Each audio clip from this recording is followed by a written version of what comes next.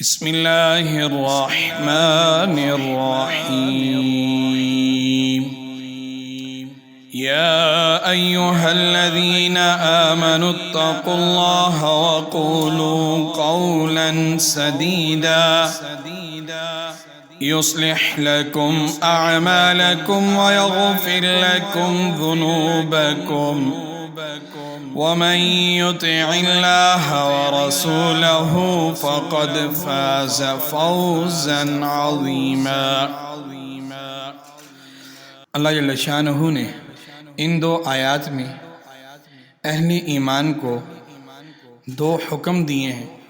ایک حکم دیا ہے کہ تقوی اختیار کرو، اور دوسرا حکم یہ دیا ہے کہ زندگی کے تمام معاملات میں سیدھی بات کرو۔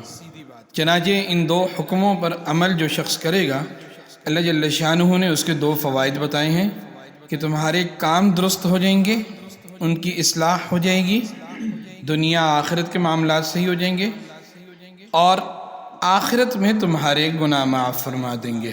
اور آخر میں جو اللہ جل شانہ نے آخری جملے میں جو فائنل ورڈکٹ دی ہے کہ اگر تم کامیابی حاصل کرنا چاہتے ہو تو اللہ اور اللہ کے رسول کی اطاعت اور فرمانبرداری زندگی کے تمام معاملات میں لازم ہے۔